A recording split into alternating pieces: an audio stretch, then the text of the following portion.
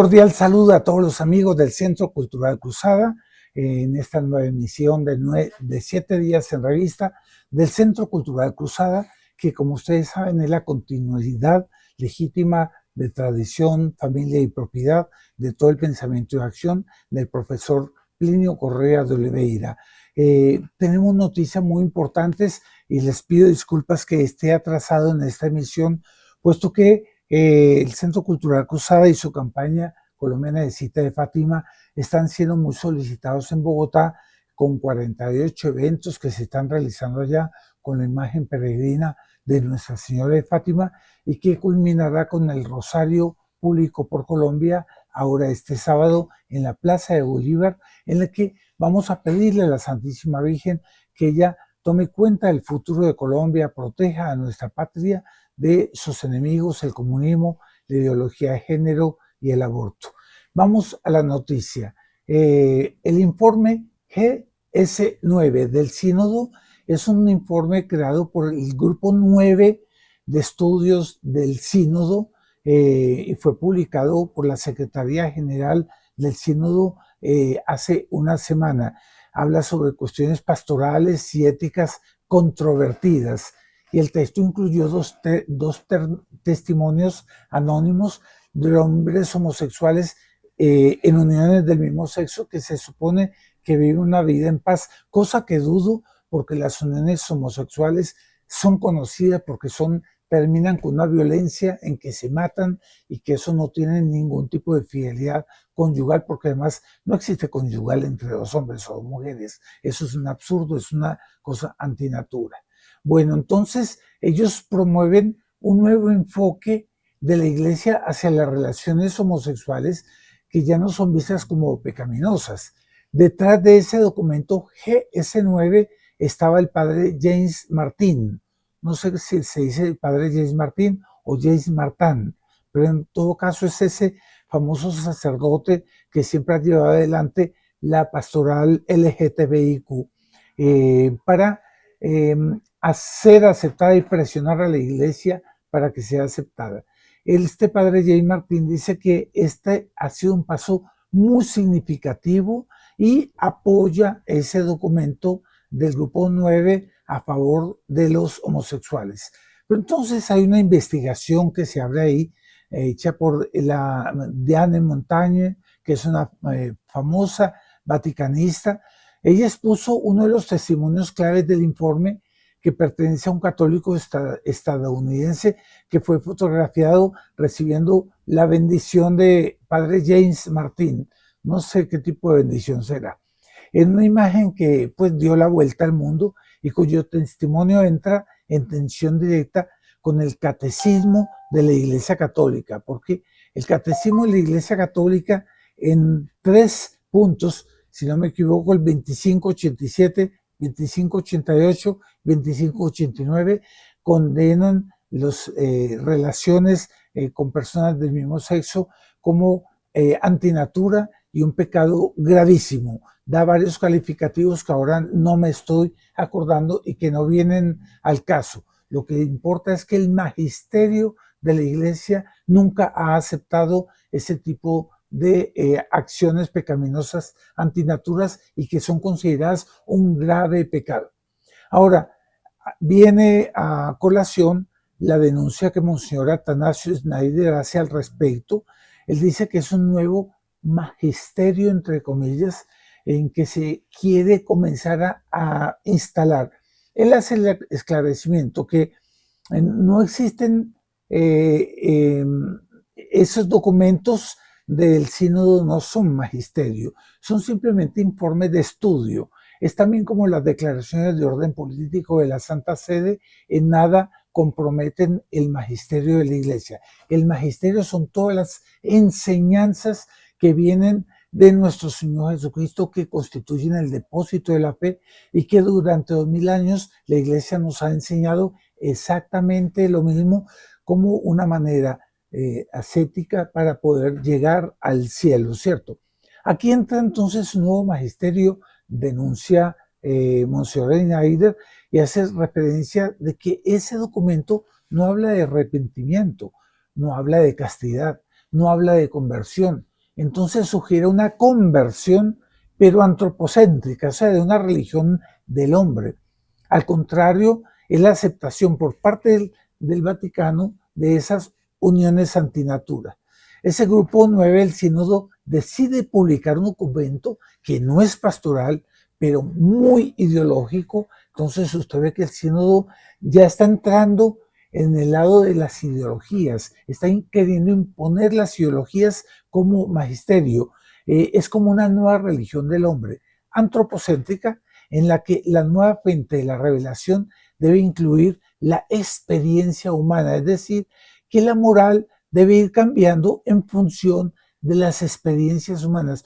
¿Cómo así? Si la ley eterna de la Iglesia no depende de la veleidad de la humanidad, depende de la ley de Dios, que Él en los 10 mandamientos nos dejó un legado maravilloso de una perfección para ayudarnos a la perfección. Eso no puede ser cambiado, depende del capricho de los hombres.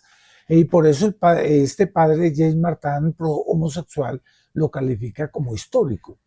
Que conste que no se trata de un documento magisterial, yo ya lo repito de nuevo, está lejos de ser eso.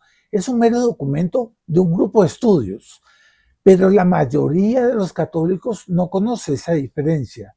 Y eso hace con que se confunda la gente en base a algo que la gente común, el católico bautizado común, comienza a verlo como un falso magisterio no católico. Verán como si la Santa Sede estuviera aceptando la agenda ideológica LGTBIQ. El documento señala que las relaciones homosexuales no son pecado, que el pecado consiste en la falta de fe. Es exactamente lo mismo que dice Martín Lutero, continúa Monseñor Atanasio Schneider. Entonces aquí yo concluyo. Caminamos para el empadronamiento de una iglesia universal bajo las máximas de la ONU. Ustedes saben, nosotros en el año 2020 denunciamos un informe anual de la ONU sobre la libertad de religión y creencias, que ya ponía como presupuestos para una religión universal a ser impuesta para todo el mundo y obligar a adaptarse a un nuevo código, con una nueva fe y una nueva moral, pero impuesta dictatorialmente por la ONU.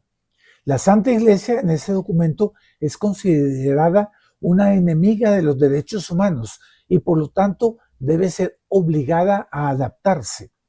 Eso es grave. En estos últimos años que ha acontecido, han pasado 6 años desde ese informe. Vino el pontificado del Papa Francisco, se dio el acuerdo de Abu Dhabi, donde se allanaron los obstáculos para caminar hacia una religión universal. Mientras tanto, ahora el sínodo va implementando nuevos criterios antropocéntricos, alejándose de la ley de Dios. Entonces, ¿en qué consiste propiamente esa religión masónica de la ONU?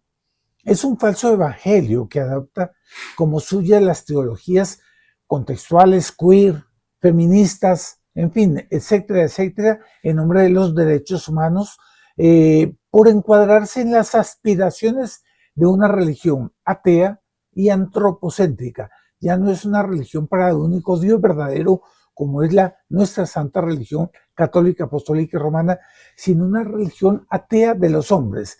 Es la libre determinación de las personas. Ese es el nuevo decálogo. Entonces, una religión creada por el hombre sin estar sujeta a la verdad ni a la revelación. Una sola religión en la que todo el mundo debe estar obligado a adaptarse. Muy grave.